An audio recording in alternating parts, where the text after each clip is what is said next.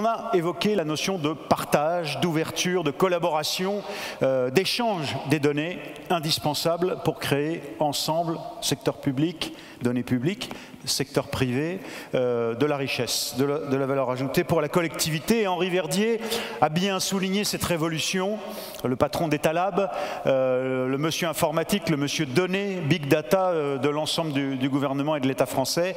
Cette révolution dans l'état d'esprit des pouvoirs publics, c'est-à-dire qu'il faut ouvrir et il faut même se féliciter de la fluidité, de l'échange de données, de la création de richesses par la société civile. Évolution en tout cas. Alors très bien, collaborer, partager, ouvrir, c'est un cadre, c'est fondamental, ce sont des valeurs, c'est un cap, je dirais, philosophique presque, mais comment on fait concrètement encore plus? On est déjà entré dans cette dimension avec un aspect un peu technique, mais comment c'est vu du côté du secteur privé et de ceux qui déjà, plateformes, grands opérateurs, je pense à Airbnb ou à Microsoft, ou à ceux qui réfléchissent à l'université, Paris-Dauphine dans un instant, comment est-ce que on essaye de, je vais reprendre cet anglicisme, pardonnez-moi, mais de challenger, de bousculer un petit peu à travers la réalité et les obstacles qu'on rencontre les pouvoirs publics en la matière. C'est l'objet de cette seconde table ronde. Et je vous demande de m'aider à accueillir les 4 orateurs de cette table ronde. Anne-Claude Poinceau de Microsoft, Sarah Pro d'Airbnb, Henri Isaac de Renaissance Numérique et de l'Université de Dauphine, et Jean-Marc Lazare, le président d'Open Data Soft. S'il vous plaît, applaudissements. Merci.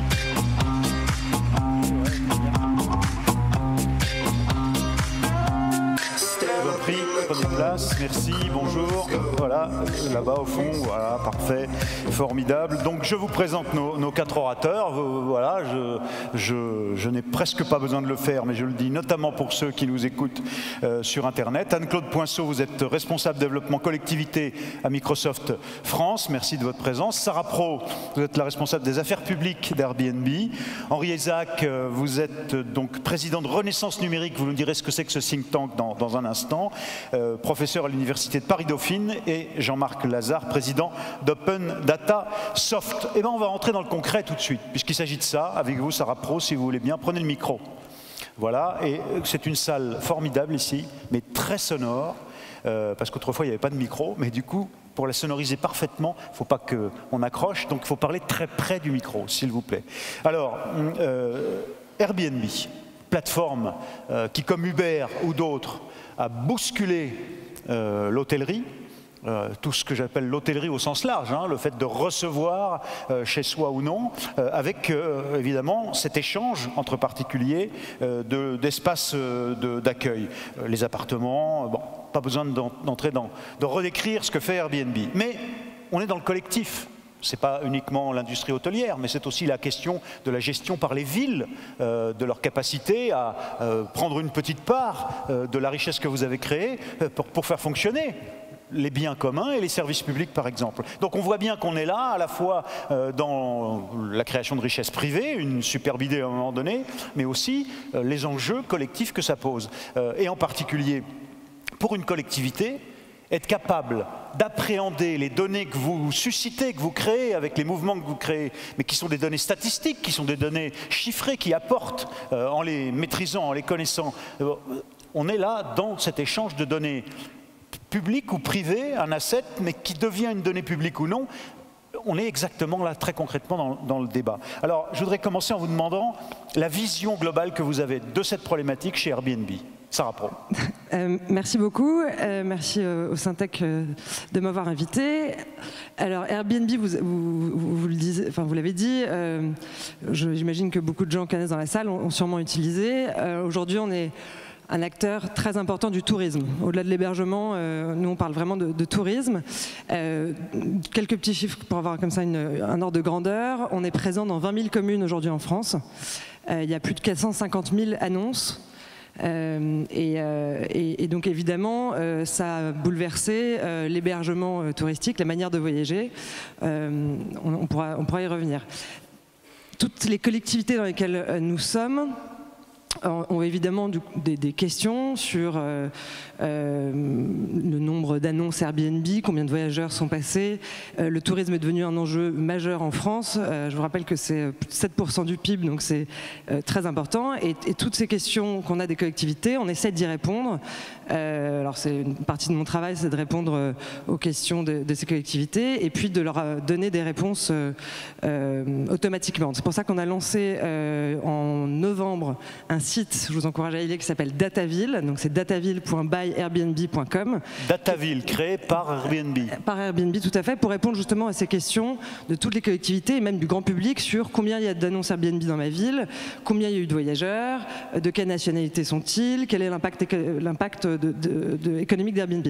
Donc ça, on l'a fait, c'est une première mondiale, je veux insister sur ça, parce que on a notamment vu en France que ce sujet très local, de petites villes qui avant n'avaient pas d'hôtel, ou petites villes qui ne recevaient pas de voyageurs, ou même des grandes villes, avaient besoin d'avoir cette information. Pourquoi c'est si précieux ces données? Je l'ai souligné déjà d'un mot, mais oui.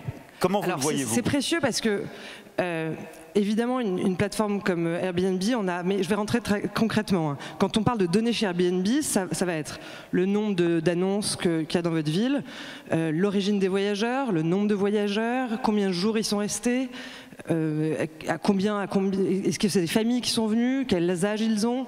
Donc évidemment, pour tout ce qui est des collectivités locales, notamment je pense au CRT, donc les comités de tourisme ou les offices de tourisme, c'est des informations très précieuses.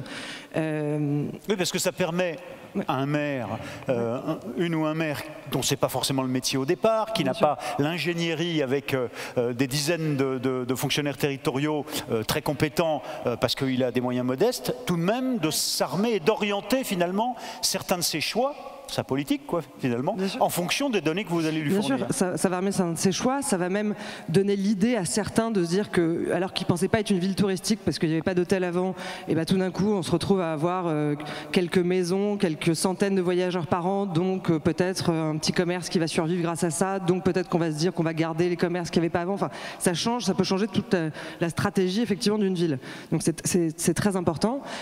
Au niveau national, on a aussi fait un partenariat avec l'INSEE, puisque le tourisme, on appelle ça la location meublée, est devenu très important dans l'hébergement touristique, avec la fédération des opérateurs de location meublée. Donc il y a évidemment Airbnb, mais il y a HomeAway à Britel, Le Bon Coin, etc. On a fait un partenariat avec l'INSEE pour tous les trimestres donner des données agrégées qui permettent à l'INSEE non seulement d'avoir évidemment les données pour l'hébergement hôtelier, mais maintenant d'avoir aussi la location touristique chez l'habitant, comme on fait chez Airbnb. Et ça permet à tout le monde d'avoir les mêmes chiffres. Alors Dataville, on reviendra sur l'adresse exacte du site, comme ça on pourra tous aller le consulter. La collaboration avec l'INSEE. Et puis, est-ce qu'avec des collectivités territoriales, vous tentez de mettre au point des modèles de collaboration? Alors, on travaille avec, on est en ce moment en discussion avec beaucoup de collectivités, notamment des régions, parce qu'au niveau régional, maintenant le tourisme est porté au niveau régional. On travaille vraiment sur des modalités de partenariat, de conventions de partenariat. Comme vous l'avez dit, on a fait Dataville, on donne plusieurs données en libre service, mais on ne peut pas tout donner, et surtout on a envie de valoriser notre donnée parce que c'est très précieux, et donc on a envie de les contractualiser, disons, dans des partenariats avec les régions qui vont au-delà de la donnée. Donc là, par exemple, on vient de faire un petit partenariat, un grand partenariat avec le département de l'Eure-et-Loire pour promouvoir le tourisme rural.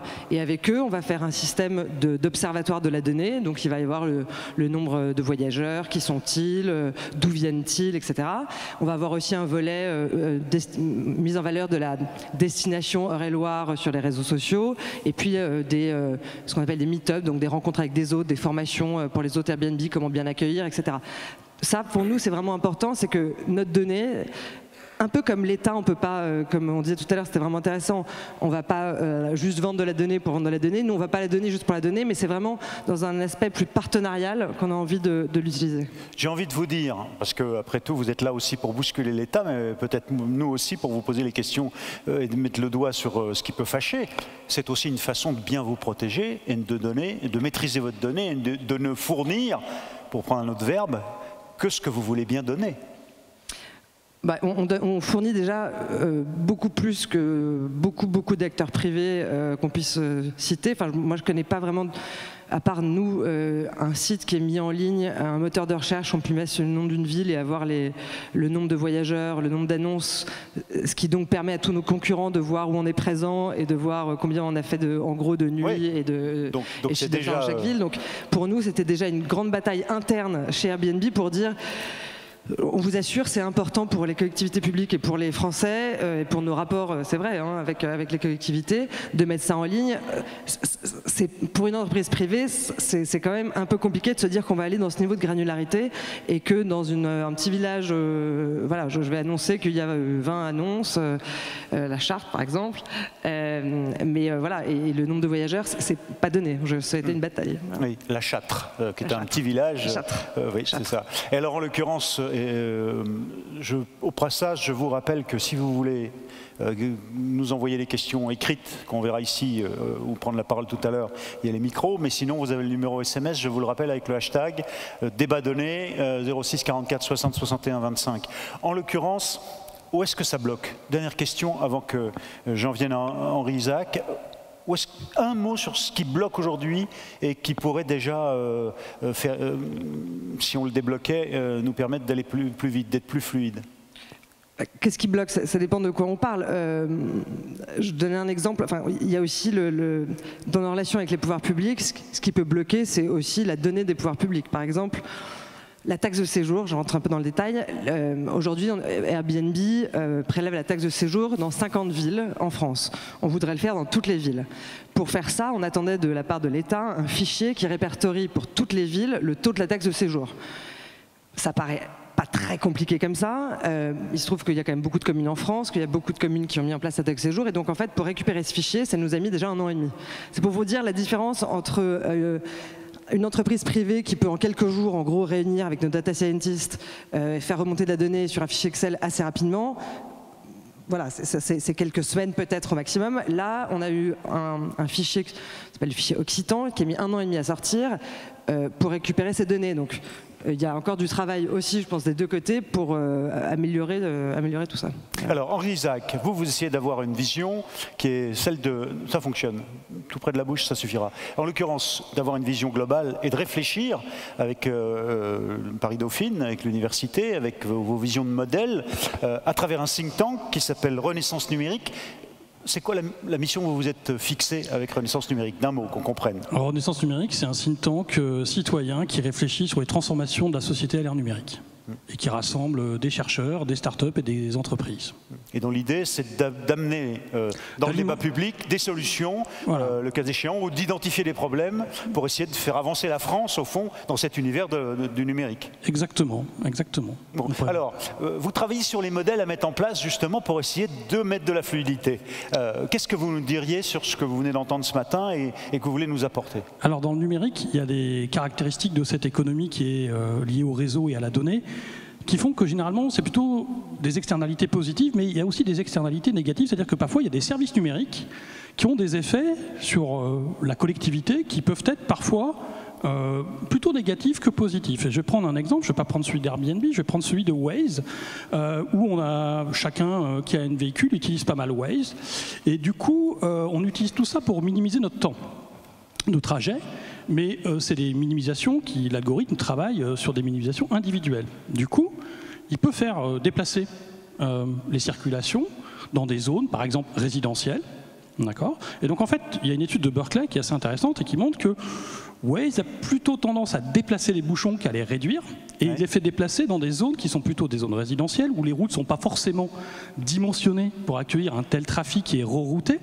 Et donc l'idée ici, c'est de dire, bien sûr que ces services numériques sont extraordinaires individuellement, mais collectivement, est-ce qu'on ne peut pas les améliorer si on intégrait dans ces algorithmes des données publiques et un travail collaboratif entre les collectivités territoriales qui sont concernées et des acteurs privés dans lequel on améliorerait et l'intérêt individuel et l'intérêt collectif. Vous voulez dire que par exemple, hein, on va considérer, c'est un peu de provoque, que si en ce moment Waze, et je ne parle même pas de la grève SNCF, que si en ce moment Waze intégrait dans ses données la kyrielle de travaux de chantier lancé par Madame Hidalgo dans Paris, par exemple, on aurait encore plus de facilité et de fluidité.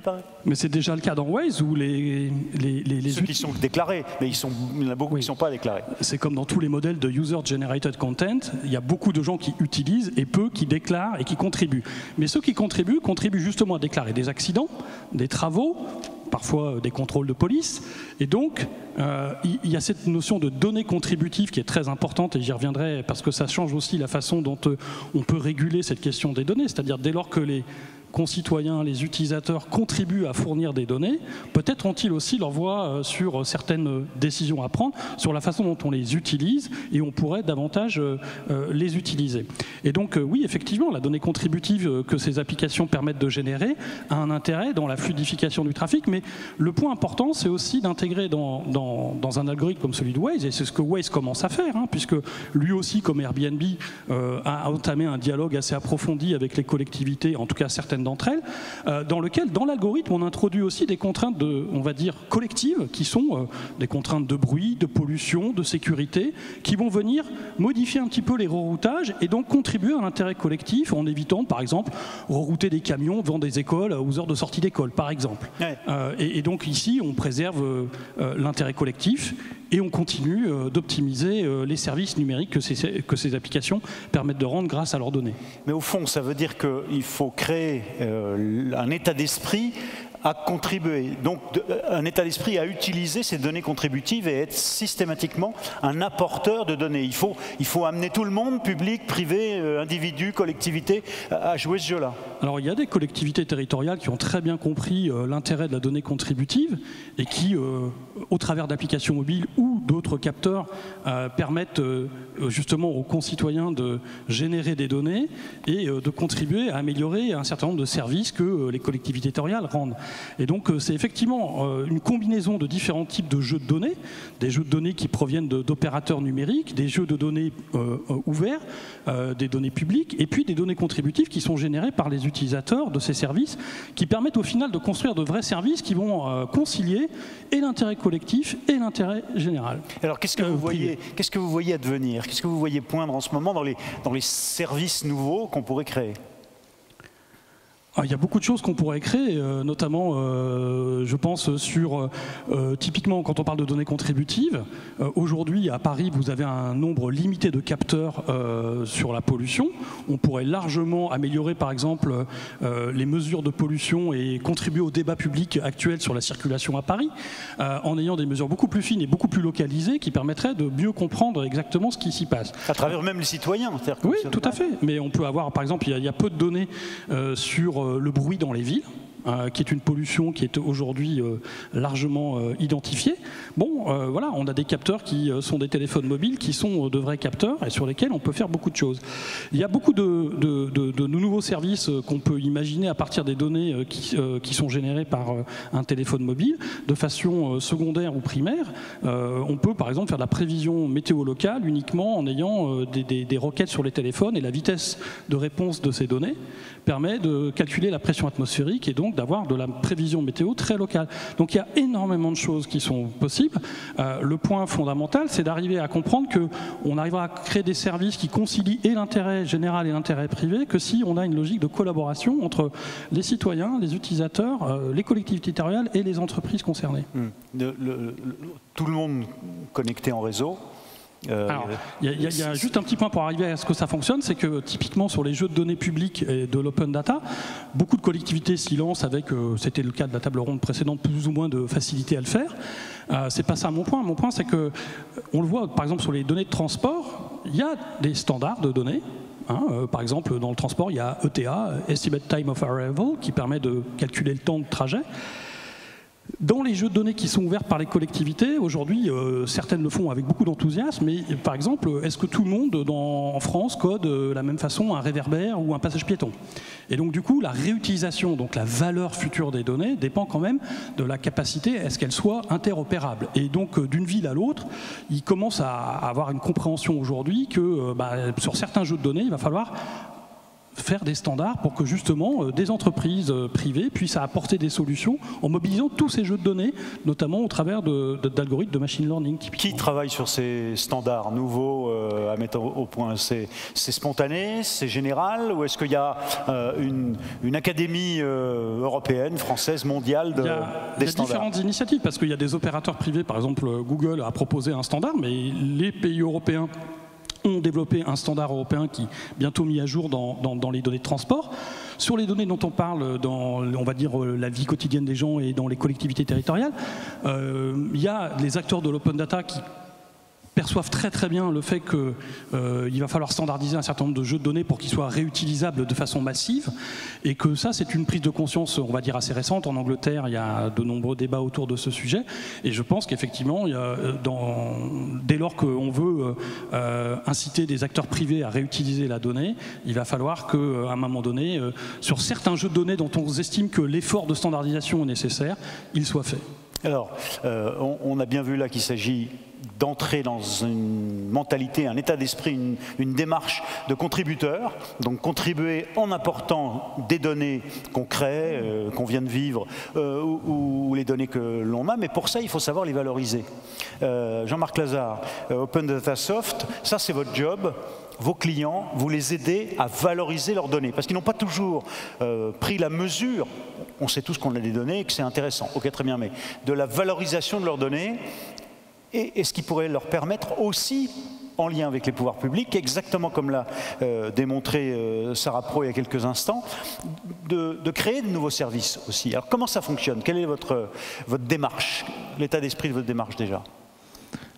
Notre démarche, c'est de répondre aux besoins de la fluidité de la circulation des données. Ça a été dit plusieurs fois avant, et donc ça vient d'être exprimé aussi avec la question des standards.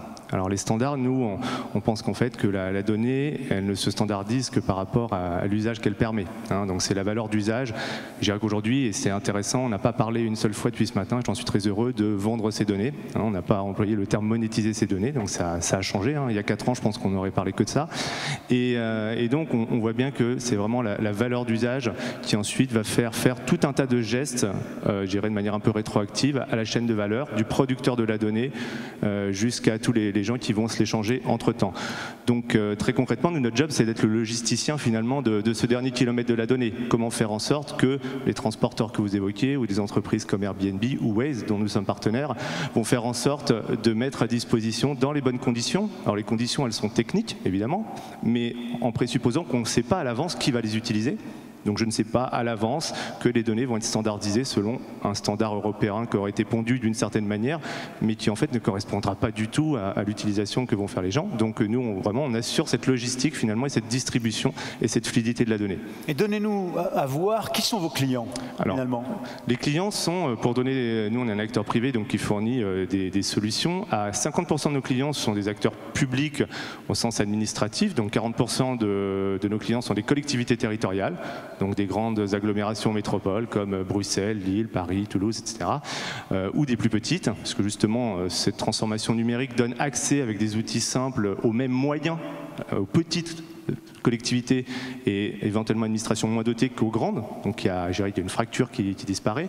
Et 50% de nos clients sont des entreprises. Donc soit des entreprises qui sont quand même en partie liées à l'opération de service public, donc des délégataires type Veolia, Suez, Keolis, Transdev, pour citer quelques domaines, et des entreprises qui ont compris finalement cette démarche de plateformisation et de mise à disposition de les données. Donc ça veut dire que 20% aujourd'hui de nos clients sont des entreprises privées qui n'ont rien à voir avec l'action publique en tant que telle, et qui ont une démarche d'ouverture de leurs données, hein, de mise à disposition. Donc on voit que finalement, sans contrainte légale en particulier, on trouve un intérêt à mettre à disposition ces données pour développer l'innovation, faire de la transparence, c'est-à-dire prouver par les données ce qu'on fait. Je prouve ce que je dis ce que je prouve. Enfin, voilà, on est vraiment dans et créer une démarche effectivement d'écosystème.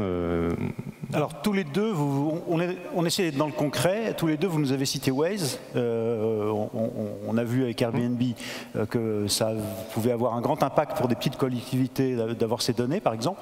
Vous avez aussi un partenariat avec Waze sur l'île. Expliquez-nous, ça fonctionne comment? C'est quoi ce que vous avez mis en place? Qu'est-ce que c'est? Je vais décrire le partenariat avec Waze et je mentionne juste en une phrase avant qu'on l'a avec d'autres sociétés. Donc ça veut dire que ce ne sont pas les seuls. Alors comme ils sont très connus, on parle d'eux, mais c'est intéressant parce qu'effectivement, il y a plein d'externalités positives, enfin négatives et positives. Mais...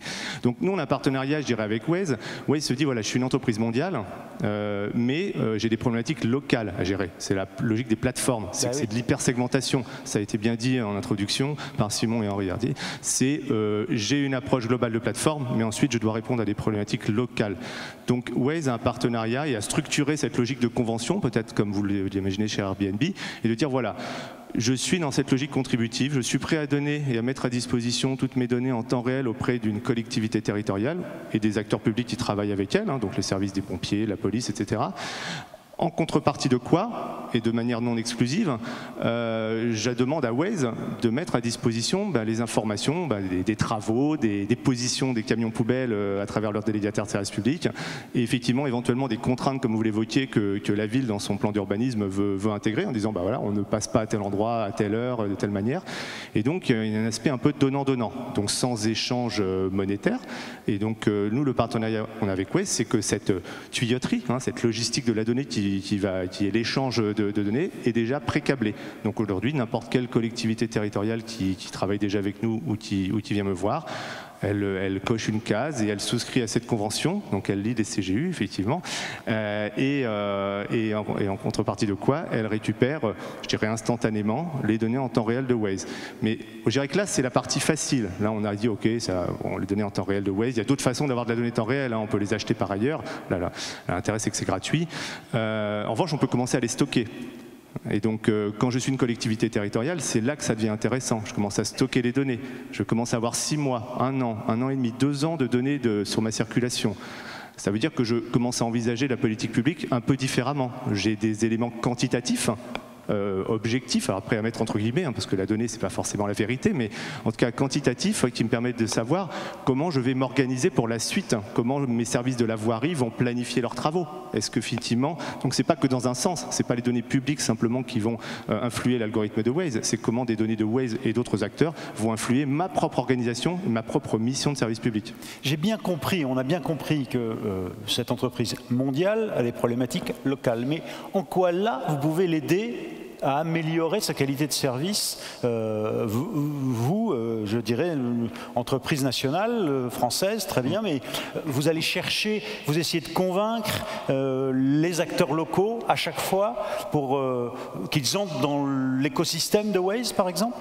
Oui, exactement, mais pas que de Waze, mais notre but, c'est de montrer effectivement que des données, en fait, ces données-là, c'est la base de connaissances. Hein. C'est assez frappant, on a une bonne partie de nos clients aux États-Unis, donc on est présent dans 16 pays, et la notion de souveraineté sur les données d'une ville américaine, ils le définissent assez très bien, ils ne peuvent pas imaginer, le maire d'une ville américaine ne peut pas imaginer qu'il puisse se faire déposséder, au sens de ne plus avoir accès aux données de sa ville. Vous voulez dire qu'ils sont aussi jacobins que nous, les Américains, alors? Comment? Ils sont aussi jacobins que nous, alors, les Américains? D'une manière un peu différente. En tout cas, la donnée, ils ont une culture de la donnée qui est assez différente, qu'ils découvrent peut-être un peu moins, mais qui disent si je n'ai plus accès à cette donnée, je suis aveugle. Je suis le maire d'une ville, je n'ai plus la connaissance. On a bien vu les algorithmes qui étaient éduqués grâce à ces données. Bon, il y a cette culture, je dirais, et c'est un principe de base voilà, qu'on rencontre plutôt dans le monde anglo-saxon, de savoir que cette donnée-là, elle est clé pour aller éduquer mes algorithmes aujourd'hui, mais aussi c'est ma base de connaissances pour comprendre ce que vivent réellement les gens, voilà, et ne pas être dans ma tour d'ivoire, peut-être comme on peut l'imaginer, et savoir ce que vivent les gens au quotidien. Ce qui est intéressant dans ce que vous venez de nous dire, là, cet exemple-là, c'est qu'au fond, il y a des cultures différentes de la donnée, mais peut-être qu'il y a aussi une fragilité, un manque de culture de la donnée chez nous, ici, puisque c'est chez nous dont on parle. Je sais pas si moi je le résume assez souvent comme ça, c'est peut-être très réducteur, mais je dirais qu'on a une culture de l'ingénieur très développée en France et en Europe continentale, mais une culture de la donnée assez faible, dans le sens, une culture de l'évaluation, de l'auto-évaluation, de la comparaison. Enfin, vous le citiez sur l'exemple de la circulation avec des capteurs, il ne s'agit pas de faire du tout capteur, mais le fait de se mesurer, de s'auto-évaluer, de partager et de se faire challenger, comme vous disiez tout à l'heure, à l'aune d'éléments quantitatifs, c'est assez peu ce qu'on qu'on apprend à l'école en vrai. Hein, donc ça commence tout petit. Hein, on est plutôt dans l'éditorial et moins dans l'observation. Donc je dirais qu'il y a, c'est aussi ça que cette transformation qui est en train de s'opérer à travers l'open data et une plus grande circulation. Et effectivement, outre-Atlantique ou outre-Manche, on a plus cette culture. Mais il y a d'autres biais par ailleurs. Hein, c'est pas... Non, mais c'est passionnant. Alors Anne-Claude Poinceau, merci de prendre le micro. En effet, vous êtes responsable développement collectivité chez Microsoft France. Qu'est-ce que ça veut dire? Qu'est-ce que c'est que ce département, plus particulièrement chez Microsoft, qui aujourd'hui est très implanté en France, on le sait, laboratoire ici, vous êtes assez nombreux, et vous développez sur l'intelligence artificielle déjà et de l'informatique quantique même. Donc Microsoft est très en pointe. Mais le département collectivité, qu'est-ce que vous proposez? Microsoft, le secteur public est extrêmement important dans le domaine de la santé, de l'éducation et puis évidemment des administrations centrales et territoriales. Et l'idée de travailler avec les collectivités, c'est justement les accompagner dans la transformation numérique. On parlait de l'open data des portails que peut faire Open Data Soft. Nous, Microsoft, on a des solutions technologiques qui permettent justement de stocker la donnée, de l'analyser, et puis vous parliez d'intelligence artificielle, de créer des nouveaux services pour innover dans les services. Aujourd'hui, sur les collectivités, je trouve qu'aujourd'hui, on en a très peu parlé, et je regrette l'absence de Monsieur Trichet de Nantes Métropole, parce que... Nous aussi. Non, je crois qu'on sait que la technologie, elle est disponible, on sait faire. On sait publier les données, on sait avoir des outils de visualisation. Je pense que le vrai sujet, c'est accompagner justement en interne, et c'est de se dire qu'aujourd'hui, en fait, ne pas voir la loi numérique et le RGPD comme des contraintes, mais plutôt en faire des opportunités. Et avant de publier les données, pour moi, il y a un vrai sujet, c'est de comprendre par l'open data qu'on a en fait, dans une collectivité et dans une administration centrale, hein, c'est le même sujet, ou dans une entreprise, son patrimoine informationnel. Et j'allais dire, même avant d'aller chercher des capteurs et d'aller récupérer de la donnée, ce serait déjà très important de se rendre compte, dans chacun des services, de la donnée dont on dispose. Et parce que pendant des années, on a rentré la donnée par rapport à un objectif. Moi, je m'occupe de la sécurité routière. Moi, je m'occupe du tourisme. Moi, je m'occupe de l'état civil. Et le vrai sujet, et là aussi pour pouvoir faire des standards, c'est maintenant de rentrer la donnée comme une valeur brute, qu'elle soit rentrée partout de la même manière, et qu'après, entre les services, et Henri Verdier en parlait tout à l'heure, on puisse casser les silos, puisque les services en interne se rendent compte de ce que chacun dispose et pouvoir créer de nouveaux services. Et donc aujourd'hui, moi, c'est plutôt cet accompagnement que j'essaie de porter, c'est allez-y, prenez le train, vous avez une contrainte de loi qui vous oblige à publier les données, mais faites-en une opportunité parce que ça va vous permettre de découvrir la richesse ou des trous, hein, évidemment, et des manques, hein, si on met peut-être 18 mois pour fournir un fichier. Mais comment on peut accélérer et se rendre compte qu'on peut créer des nouveaux services déjà par cette création de culture de la donnée. Et vous êtes tous sur cette idée du développement de cette culture de la donnée et du culture de l'open data, de la donnée ouverte. Et donc, parlez-nous de ce baromètre créé par l'Observatoire Open Data des territoires, qui justement essaye de pousser, mais d'observer déjà la façon dont on acquiert petit à petit cette culture de l'open data. Ce qui est très intéressant, c'est que donc il y a un premier observatoire qui a été publié par Open Data France, l'association des collectivités qui travaillent sur l'open data. On est au tout début de l'histoire. Voilà. On a 250 collectivités qui ont publié leurs données. Donc c'est plutôt des régions, des départements, des grandes villes.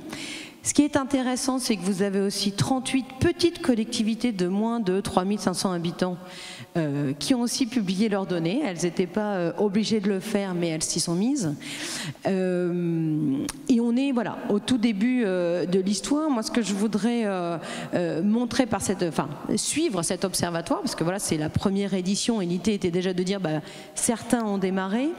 Mais ça veut dire que, pardon, ça veut dire que si certains y vont et certains n'y vont pas, c'est moins pour des raisons de peur, de sécurité, par exemple, ce qu'évoquait tout à l'heure monsieur à propos de l'idée d'un maire de ne pas se déposséder, par exemple, mais c'est plutôt que ça peut être vécu aussi comme une contrainte. Alors certains pensent que ce n'est pas une contrainte, que c'est même nécessaire, et d'autres qu'au contraire c'est compliqué, c'est contraignant, ça va coûter. Est-ce que ça c'est un des enjeux, une des difficultés ? Moi, je pense que la contrainte, elle vient surtout des problématiques de ressources des collectivités.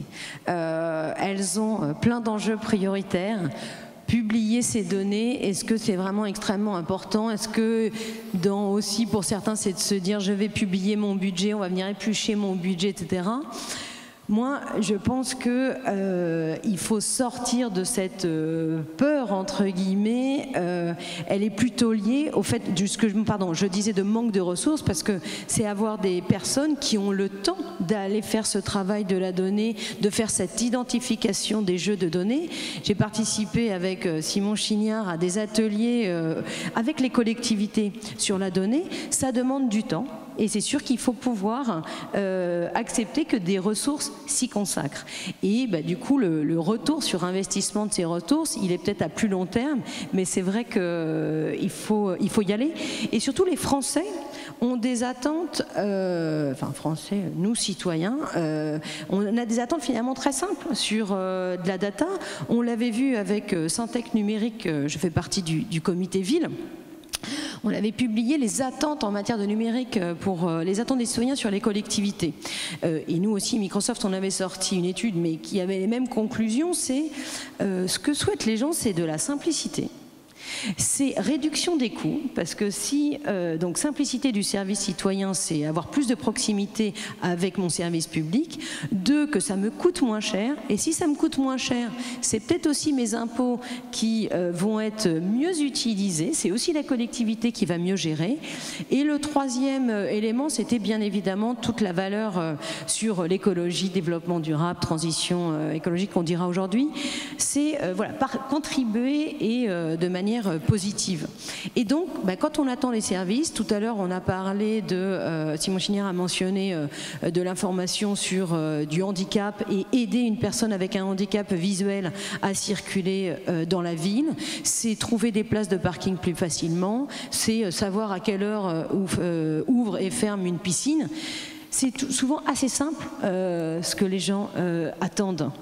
Oui, donc cette notion de contrainte, Jean-Marc Lazare, comment c'est vécu par des potentiels clients qui se disent « j'ai pas les moyens de me payer Open Data Soft par exemple pour valoriser mes données ».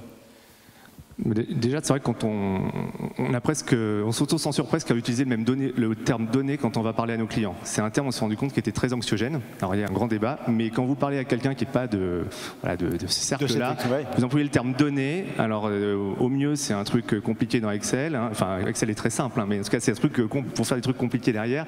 Et sinon, c'est un sujet de base de données technicien. Je veux dire, 90% des Français, c'est ça, quoi. Donc, on essaie quand même plutôt de partir de l'usage. Je vais vous donner un exemple très concret. Et du coup, on n'est pas sur des grosses collectivités. Moi, quand je parle avec un maire ou un élu d'une ville de 20 000 habitants, c'est beaucoup, mais c'est pas si gros que ça. Donc, parler d'open data, je peux avoir une chance que ça l'intéresse, mais c'est même pas gagné. Bon, la loi, vaguement, il en a entendu parler, mais c'est pas prioritaire. Son quotidien, c'est pas ça. Voilà, cet après-midi, il a une réunion publique et il doit aller parler de je ne sais quel sujet, et il sait qu'il va se faire interpeller sur des questions de propreté ou de sécurité, et que sa réunion publique, elle est flinguée. Voilà. Donc, il m'a dit, Monsieur Lazare, moi, si vous pouvez m'aider en revanche à répondre grâce à la data à ces sujets sur lesquels je vais me faire interpeller et qui vont m'accaparer 3/4 de mon temps de ma réunion publique, sur la propreté par exemple, là ça m'intéresse. Et donc en 5 minutes, on arrive à trouver un intérêt à emmener cette collectivité sur la data. C'est quoi? C'est que cette ville de 20 000 habitants, elle a 2 camions poubelles, enfin 2 camions balayeurs là, qui sont sous-traités à un opérateur. Ils sont équipés de capteurs, parce que voilà, ce sont des camions modernes, et donc on sait en permanence où ils passent, par où ils sont passés, etc. Et donc il dit, si cette donnée-là, déjà moi je pouvais la récupérer de mon délégataire de service public, parce qu'il n'a peut-être pas pensé à l'intégrer dans son marché au départ. Si je peux la publier et dire aux gens, oui, si effectivement le camion passe bien 2 fois devant chez vous et entre guillemets répondre aux éternels râleurs, mais en même temps dire à ceux devant chez qui le balayeur ne passe pas, effectivement il n'est pas passé, il y a un problème et moi en tant qu'élu je vais m'en occuper, là ça change son quotidien d'élu, ça recrée du lien avec ça et en même temps ça recrée une forme d'équité. Parce que là on parle de collectivité, donc de service public, de délégataire service public, et donc à un moment donné il y a une équité sur l'accès à l'information. Et donc ça veut dire que moi en tant qu'élu, je vais me retourner vers mon délégataire et je vais lui dire t'es bon, ouais, tu remplis 90% de moyenne de tous les trottoirs nettoyés une fois par semaine, mais c'est quand même bizarre, il y en a t'es à 120% de l'objectif et il y en a t'es à 70% de l'objectif, comme par hasard c'est toujours les mêmes endroits, etc. Voilà. Donc cette information c'est une base de connaissances, c'est une connaissance qu'on doit partager et pas dans un modèle naïf, là on est dans des modèles économiques entre des acteurs privés, mais c'est une base essentielle qui recrée du lien. La donnée c'est pas un sujet technique, c'est un sujet de connaissances qu'on doit partager pour discuter, pour se confronter, pour se challenger, et c'est ça qui nous fera tous progresser. Donc, et donc on peut parler avec un élu qui a des problématiques d'une ville de 20 000 habitants et qui est très loin des sujets de data et de concepts qu'on évoque. Oui, mais enfin en même temps on est complètement dedans, et puis au fond c'est la culture cartésienne européenne et française en particulier, Henri Isaac. On est à la fois dans le conceptuel, souvent, tout le temps, on cherche à tirer des conclusions, à parler de valeurs, et puis en même temps on veut et on peut entrer et faire sauter les contraintes en abordant, comme vous l'avez bien démontré, qu'il faut être simple, concret, direct, maîtriser la ressource plus ou moins modeste.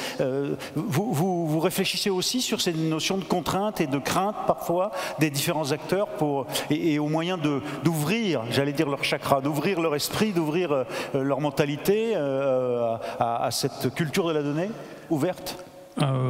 Oui, bien sûr, parce que d'abord j'essaie de former des étudiants à ça, ce qui est déjà une première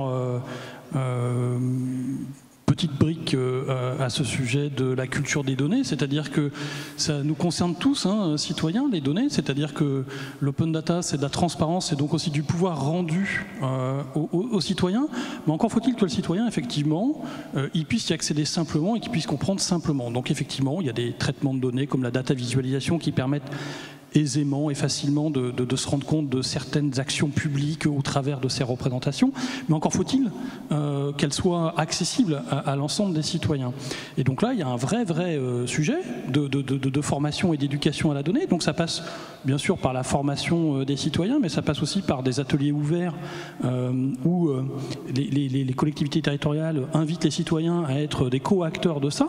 Ça peut passer aussi par des logiques où certaines collectivités équipent potentiellement leurs citoyens et concitoyens d'applications mobiles sur lesquelles ils peuvent faire de la remontée de données sur un certain nombre d'éléments concernant les équipements publics.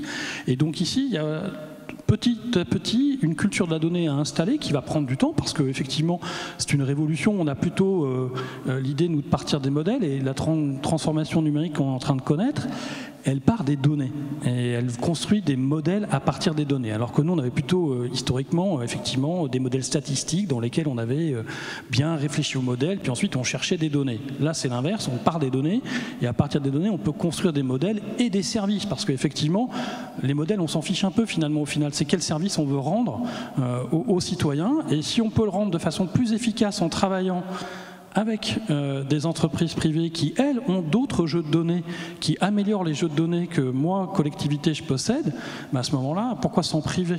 Et je pense que les exemples qu'on a entendus là ce matin démontrent qu'il y a une compréhension de la part des entreprises, et elles sont de plus en plus nombreuses, à comprendre qu'il y a un intérêt global à mélanger les jeux de données pour davantage servir les citoyens. À nourrir la bibliothèque commune. 06 44 60 61 25. Je dis ça pour ceux qui sont sur Internet et qui voudraient nous transmettre des questions SMS. Le hashtag, on l'a cité tout à l'heure, débat donné. Est-ce qu'il y a déjà là, je me tourne vers l'équipe technique de Syntec Numérique et de la salle Wagram, est-ce qu'on a déjà des questions SMS? Oui, et s'il y en a une, je vous en prie, envoyez-la. là. Et sinon, est-ce que dans la salle, éventuellement, il y a des questions? Je vois un certain nombre de visages qui se disent non, pas moi, je ne veux pas le prendre dans la figure.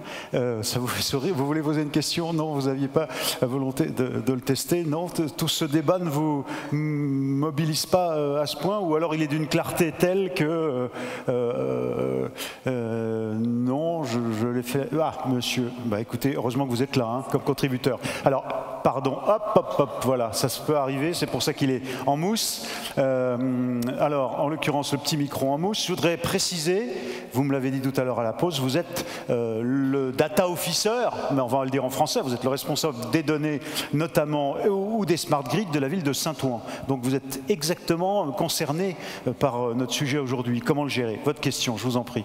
Voilà, ma question est la suivante. Donc, on a parlé des collectivités, des petites collectivités, des grosses collectivités. Le problème, c'est qu'une collectivité ne vaut pas une autre. Et le budget des collectivités est toujours en baisse. Et donc les compétences sont aussi diverses et variées et ne sont jamais détenues par une seule collectivité. Ça diffère donc d'une agglomération à une autre, etc. Si on prend l'exemple donc des collectivités qui sont lancées dans l'open data, c'est que des grosses collectivités. Donc l'agglomération de Rennes, le Grand Lyon, etc. Donc la Franche-Comté, etc.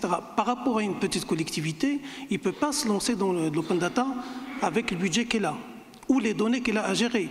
Le problème, c'est que donc c'est une compétence nouvelle où la collectivité n'est pas encore préparée.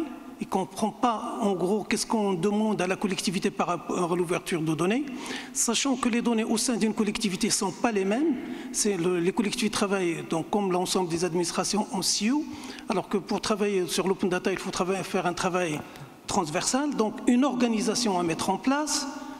Et donc, toutes ces charges-là, un maire ne comprend pas comment, du jour au lendemain, il peut se mettre en conformité. Donc, d'où le problème qui se pose au niveau des collectivités. Oui. Alors, vos réactions, parce que Interpoinçon, vous aidez à ça, vous aussi. Alors, mais Henri Isaac, je vous en prie. Il me semble qu'il y a quand même des collectivités qui, exactement ce que vous venez d'exprimer, comprennent qu'elles n'ont pas toutes les compétences ni les ressources pour le faire, et qu'on commence à avoir effectivement des collectivités qui s'organisent entre elles, et on commence à avoir des régies de données qui commencent à mutualiser des compétences, donc diminuer le coût pour la collectivité individuellement, mais surtout à développer des compétences communes où en plus la mise en commun de jeux de données ouverts a une certaine pertinence sur un territoire ou un périmètre territorial. Jean-Marc Lazare.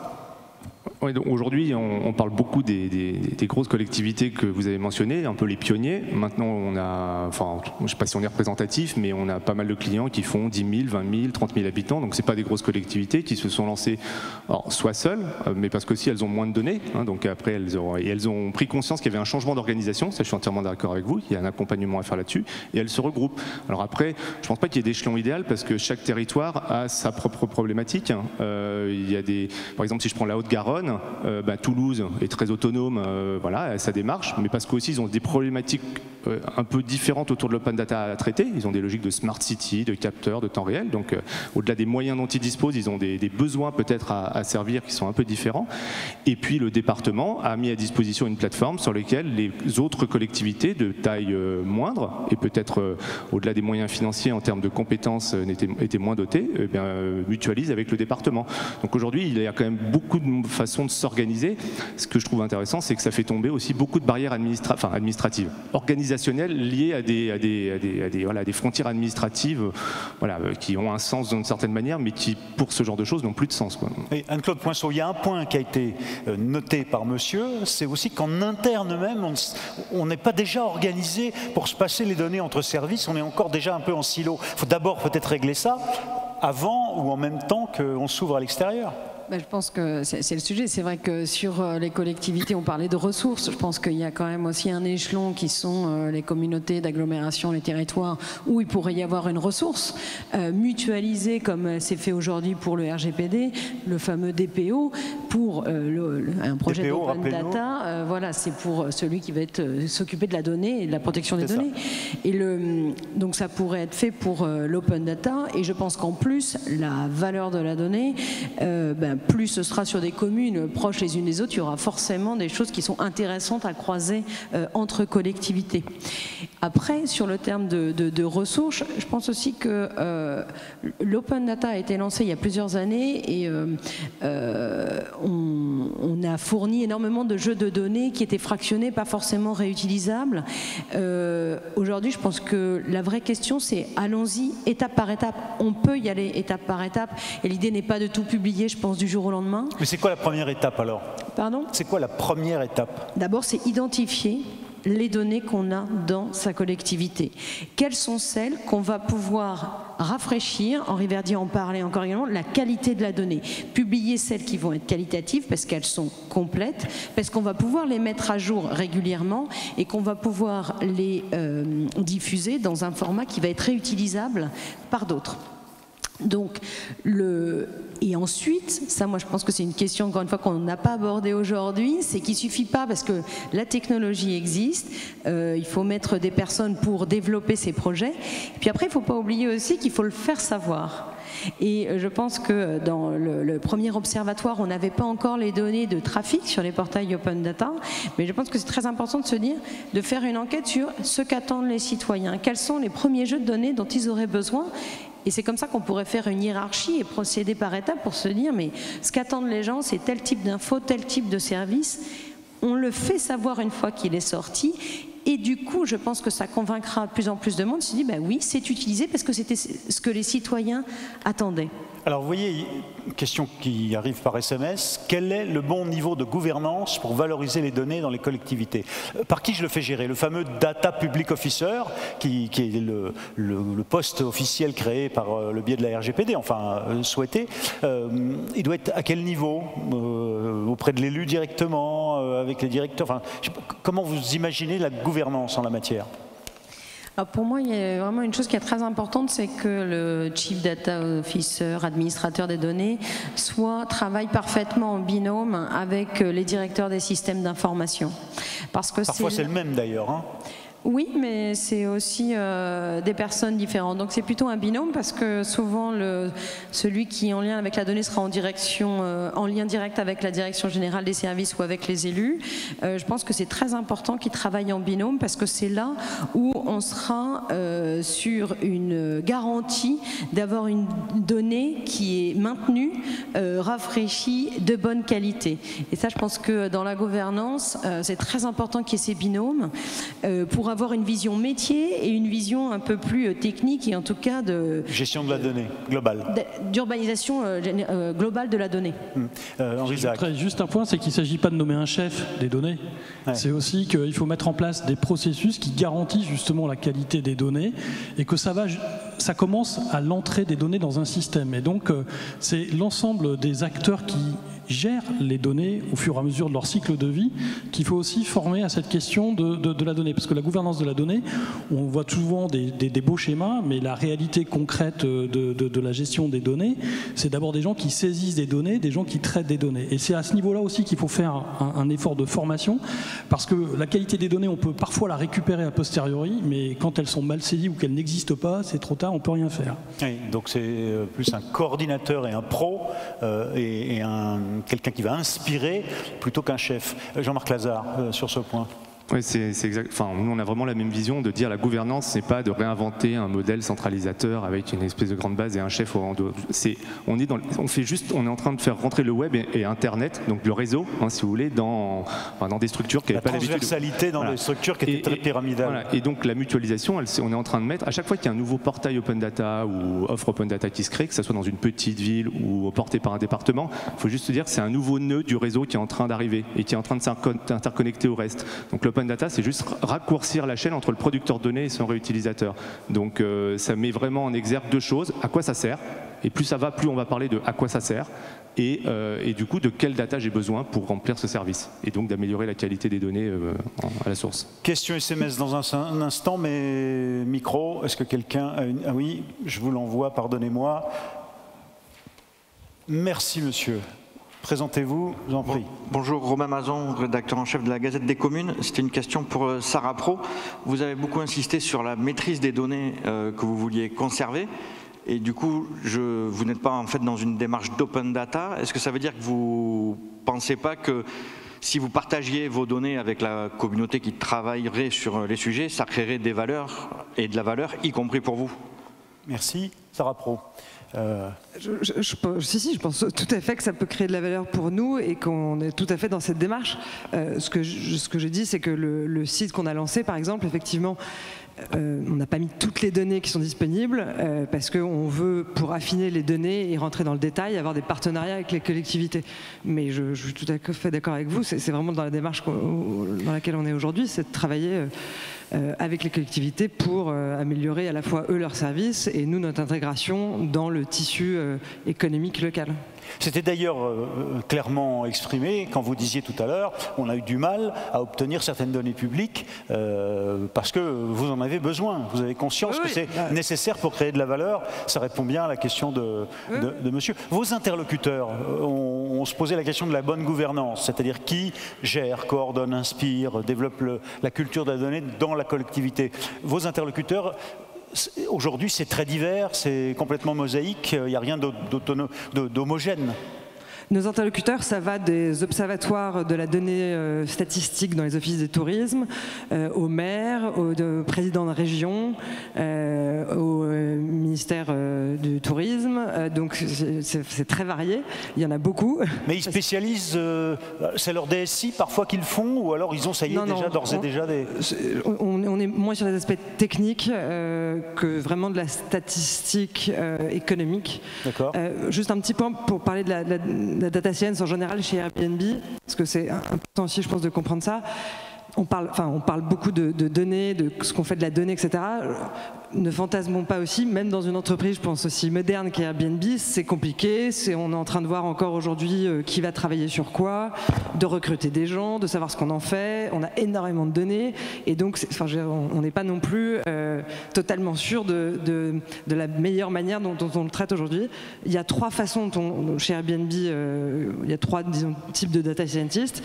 Un avec qui je travaille beaucoup sur justement l'impact économique local, les collectivités, ces données qu'on va transférer. Il y a beaucoup de data scientists aussi sur des aspects, disons, produits, donc combien de temps passe quelqu'un sur une page à réserver, à créer son annonce, etc. Et puis après, des données beaucoup plus business. Donc je pense que pour les collectivités, c'est aussi important de déterminer dans quel objectif on analyse les données, et que c'est pas analyser les données pour analyser les données, mais qu'il y a différentes façons de le faire pour des objectifs différents. Et je pense qu'il ne faut pas le perdre de vue. Merci. Alors, vous l'avez le micro, formidable, je vous en prie. Bonjour. Je suis un membre d'une association... Près du micro, voilà. Oui, je suis un membre d'une association qui s'appelle Démocratie locale participative du 15e. Monsieur Isaac a parlé de transparence et rendre le pouvoir aux citoyens. La première chose, c'est dans l'open data, il faut que le citoyen retrouve ses besoins. Et ce n'est pas toujours le cas. Nous avons, par exemple, sollicité la CADA pour avoir des informations. La CADAC, qui est la commission d'accès aux documents administratifs. Merci. Au bout d'un certain temps, la CADA nous a dit « vous abusez ». Mais pourtant, nous... Vous en voulez trop. Non, on creuse, on veut savoir, et à partir du moment-là, on dit « stop ». Donc les données publiques doivent être accessibles par les citoyens et pas simplement choisies par l'élu. Inversement, je vous donne un autre exemple. Je suis tombé par hasard sur Paris au moment où il y avait les chantiers du Vélib. Je suis tombé par hasard sur la fiche du premier chantier. Ouais. Et tout d'un coup, la semaine d'après, il n'y en avait plus. Il n'y avait plus d'informations. Elle a été retirée entre-temps. Voilà. Deuxième chose, le citoyen doit pouvoir alimenter les bases de données, comme vous l'avez dit. Nous avons fait dans le 15e une carte du bruit sonore, notamment la fameuse journée où il n'y avait pas de circulation, pour comparer les faits par rapport, je dirais, aux désagréments qu'on provoquait auprès des Parisiens. Et ça a donné quoi? Ça a donné qu'il y avait très peu de choses, puisque tout le monde transgressait les règles et que les vrais bruits, c'est pas simplement la circulation, c'est les ambulances, c'est les bus, c'est tout ce qu'on veut. Donc on a fait un grand problème pour tout le monde, pour un peanuts de gain. Donc, ma question, le débat précédent, la dame de la société K disait les associations doivent être associées aux API, dans les bases de données publiques, quelle est la part donnée aux associations pour les alimenter? Nous, ce qu'on fait avec le bruit, on le fait avec l'INRIA, c'est-à-dire avec un institut de recherche. C'est pas n'importe quoi. Oui, mais voilà. Merci monsieur, c'est pertinent parce que d'abord il y a eu peu d'interventions, je dirais, des citoyens, et à travers vous c'est le cas. On voit bien, le pouvoir c'est le savoir c'est la donnée. Et au fond, il y a encore des blocages culturels à l'idée de mettre tout sur la table, quoi, sur la place publique. Les faits, la vérité, les éléments factuels. Henri Zach. Alors, je partage complètement cet avis, puisque moi j'ai travaillé là sur les données de parking de la ville de Paris avec mes étudiants, et effectivement, il manque un certain nombre de jeux de données, bizarrement, et il y en a d'autres qu'on a assez facilement, il y a des jeux de données qu'on a reconstruits.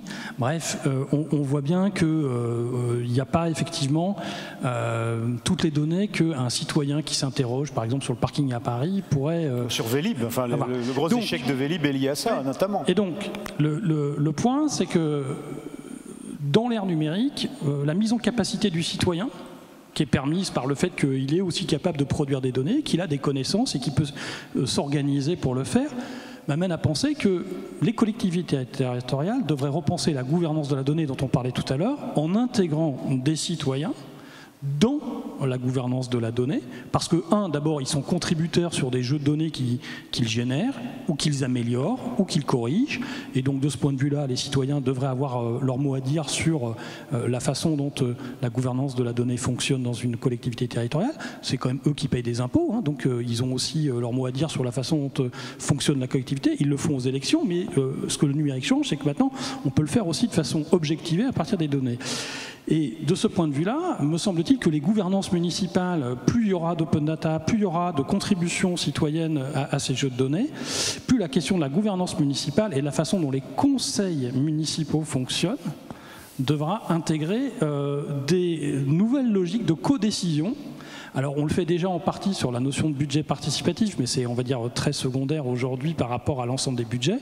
Mais là on voit bien qu'on est au début de quelque chose qui, à mon avis, est une lame de fond et qui va amener à repenser ces gouvernances-là. Il y a eu une grande réunion en septembre-octobre 2017 auquel participait le président de l'Assemblée nationale et Civitech, où toutes les associations, comme celle de monsieur par exemple, ou des start-up très présentes dans cette maîtrise de la gestion des données et de nouveaux algorithmes, ont fait irruption et ont montré que finalement le système même de notre démocratie directe va évoluer parce qu'on aura plus d'informations et plus de capacités à décider en connaissance de cause, y compris le citoyen le plus modeste sur un sujet technique par exemple. Je voudrais juste aussi, pour répondre à monsieur, dans la loi Le Maire, ce qui est important, c'est la CADA individuelle, c'est-à-dire qu'un individu aujourd'hui peut saisir la CADA pour obtenir des données, oui. Et dès lors que ces données sont publiées, elles sont automatiquement en open data. C'est ça le grand changement.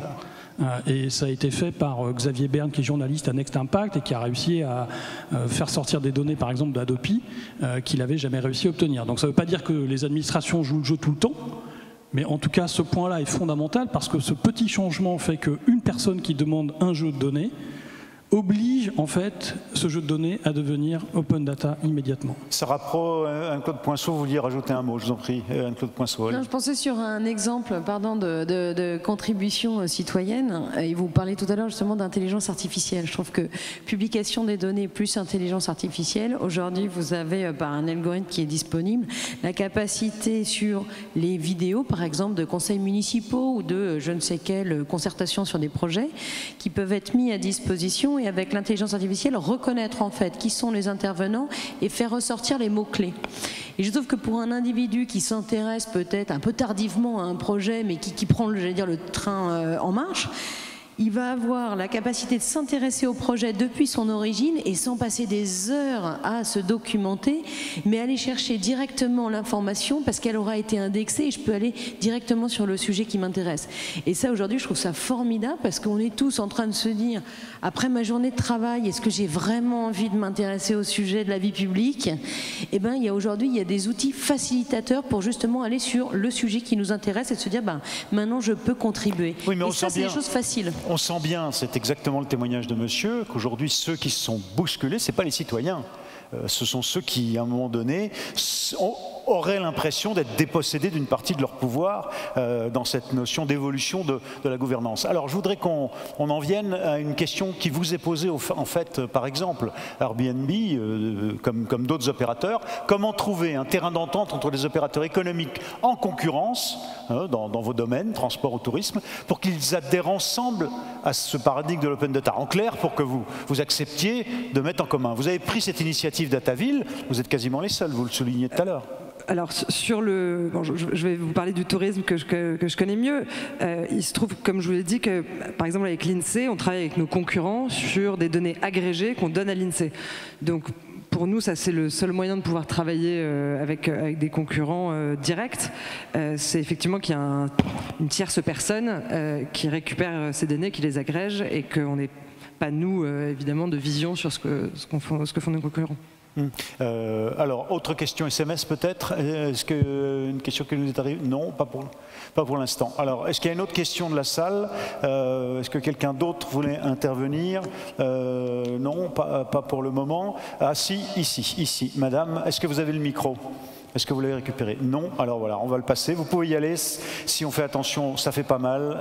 Le petit micro en mousse pour madame. Derrière, s'il vous plaît. Merci, mesdames. Je vous en prie. Présentez-vous et tout près du micro, s'il vous plaît. Alors, Valérie Baudouin de l'Union des transports publics et ferroviaires. J'avais une question par rapport à l'utilisation des licences, puisqu'effectivement, on parle beaucoup de la valeur des données, de la nécessité d'ouvrir ces données, mais quid des données enrichies?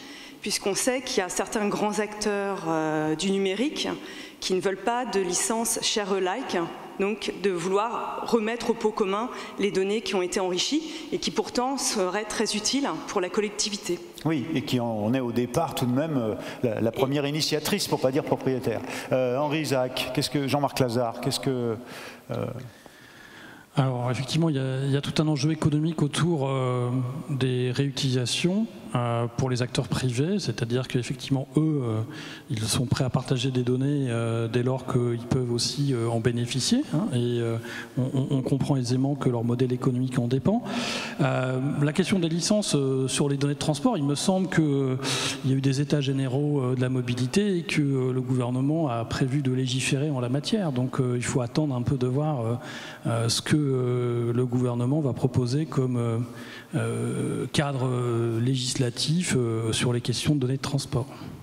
Est-ce qu'il y a une autre question? Madame, je ne sais pas si on a bien répondu, mais est-ce que quelqu'un d'autre du côté de la salle veut... Pas d'autres questions. Moi, j'ai une question en conclusion de cette table ronde, si vous voulez bien. Il ne s'agit pas, au fond, de flagorner ou au contraire de faire du French bashing supplémentaire, mais à quel niveau, quand vous comparez, vous avez dit que vous êtes dans 16 pays, Microsoft est une entreprise mondiale, Airbnb est une plateforme mondiale, quand vous comparez avec nos partenaires européens et avec les administrations, les secteurs publics d'autres grands pays dans le monde, au sens de leur positionnement de puissance, qu'est-ce que vous dites? Qu'est-ce qui manque aujourd'hui à la France encore, ou qu'est-ce qui au contraire est un véritable atout qu'il faut souligner pour pousser cette culture de la donnée et de l'open data à partir des données publiques? Qu'est-ce que vous retenez, tous les quatre, que vous voulez qu'on retienne de cette matinée, au fond, sur les données publiques et sur ce qu'il faudrait faire de mieux, ou ce dont il faut se féliciter? Anne-Claude Poinceau, Microsoft n'a pas d'opinion là-dessus? Ça, je ne veux pas le croire. Alors moi, je pense qu'on est dans un bon timing en France. On a, encore une fois, on a donné un cadre réglementaire, je pense, pour faire accélérer les projets. Et je remettrai l'accent sur la formation. Je pense que c'est très important, et public comme privé. Je pense qu'il y a un vrai sujet, que chacun s'intéresse à la culture de la donnée, que se dire que ça n'est pas mon petit pouvoir avec... d'Excel, mon Excel dans mon coin, on sera plus fort si on croise nos données, et donc je pense que c'est à chacun de s'intéresser maintenant à ça et apprendre à se servir de la donnée, voilà, l'analyser, la visualiser, de se dire et croiser avec d'autres. Je pense que voilà, c'est tous s'acculturer à la donnée. En l'occurrence, Henri Isaac, c'est la notion d'éducation, ça, c'est tous, mais tous dès le début. Donc là, vous jouez un rôle fondamental.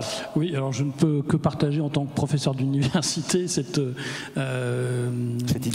idée, effectivement, et qui, je le crois vraiment, c'est-à-dire que ça a été souligné, hein, les États-Unis ont une vraie culture de la donnée parce qu'il faut regarder aussi leur système de formation, c'est ce que je répète toujours, il n'y a pas un étudiant de business school américaine qui ne sort pas avec minimum 180 heures d'informatique, de système d'information, de base de données. Pas un. Bon, donc forcément, à un moment donné, ça a un effet visible dans l'économie. Vous pouvez regarder les écoles de commerce françaises ou les écoles d'ingénieurs françaises, ce n'est absolument pas le cas. Donc cette question de la culture de la donnée, quand on cherche d'où elle vient, aux États-Unis, on la comprend parfaitement. Et donc oui, l'enjeu de formation, il est crucial, que ce soit des acteurs publics ou des acteurs privés. Et donc effectivement, il serait bon qu'à l'ENA, il y ait quelques cours de data management. Ça leur ferait peut-être pas de mal de comprendre qu'on peut construire des politiques publiques en partant des données. Et donc de ce point de vue-là, il faut exposer tous ces futurs fonctionnaires à la question des données, parce qu'effectivement, c'est une autre façon de concevoir les politiques publiques et l'action publique. Et notamment, je pense que c'est une façon de concevoir différemment, en intégrant aussi les citoyens. Ça a été un objet de débat aujourd'hui. Je pense qu'on ne va pas pouvoir continuer éternellement à considérer que les gens sont juste là pour fournisseurs de données. À un moment donné, ils vont aussi avoir leur mot à dire dans cet enjeu des données pour le bien commun.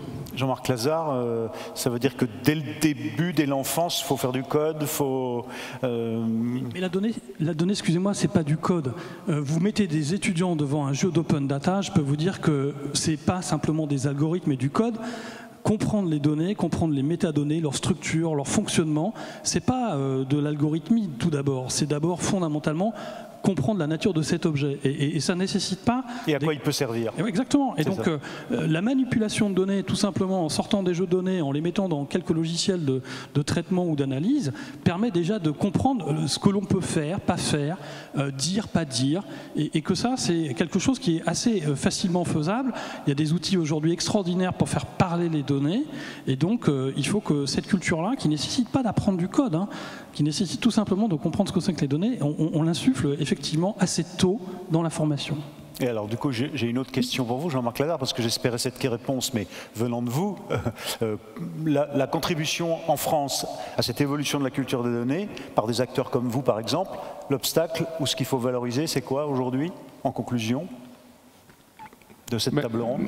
On a eu des exemples qui ont été donnés. La question de monsieur là dans le 15e, c'est une excellente approche. C'est une approche très simple par rapport à un exemple concret. Et ce qui a été fait par son association, vous pouvez la mettre dans une école primaire du 15e. Et il n'y a pas. Enfin, le sujet, c'est pas d'apprendre le code à l'école. Enfin, pardon hein, pour ceux qui défendent ça. C'est d'avoir une approche où on peut challenger les choses, on peut faire du fact-checking, hein, parce que encore une fois, une donnée, on peut raconter ce qu'on veut avec une donnée.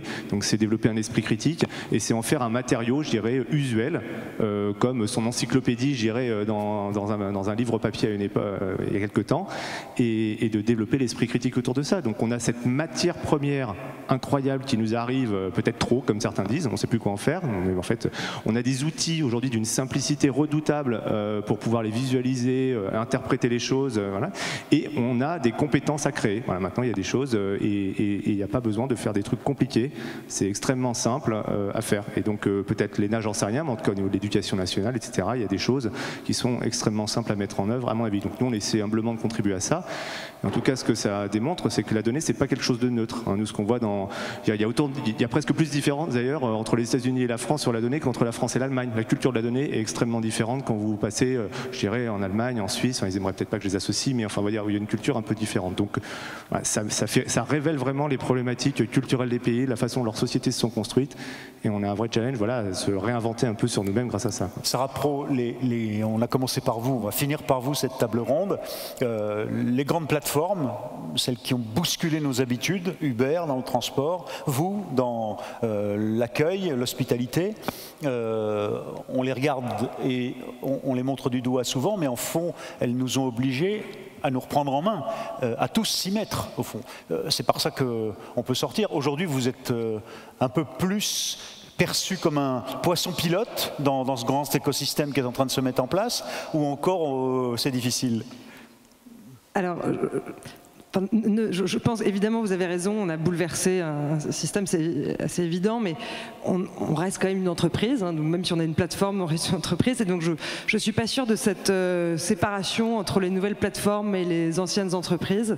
On ne demande pas aujourd'hui à un acteur de la grande distribution de donner toutes ces données par magasin dans chaque ville, donc je suis tout à fait d'accord pour la transparence. Ce serait une bonne idée. Ce serait sûrement une bonne idée. Je suis tout à fait d'accord pour la transparence et évidemment on œuvre à ça tous les jours et j'espère qu'on le sera encore plus dans les prochains mois, mais on n'est pas non plus un cadre totalement à part, quoi. Voilà. Non, mais je voulais montrer qu'on peut, par le biais de la démarche que vous avez initiée, Dataville par exemple, répondre aujourd'hui aux exigences, et c'est un challenge interne, vous nous l'avez dit, c'est-à-dire que c'est pas simple, vous êtes à l'origine de cette idée de promouvoir en interne, dans une entreprise même comme Airbnb, cette idée qu'il faut réagir à ce qu'on a provoqué, à ce qu'on a suscité chez les citoyens. Bravo en tout cas pour ça, et bravo à nos 4 orateurs pour cette table ronde. Merci, je vais vous demander de rejoindre la salle.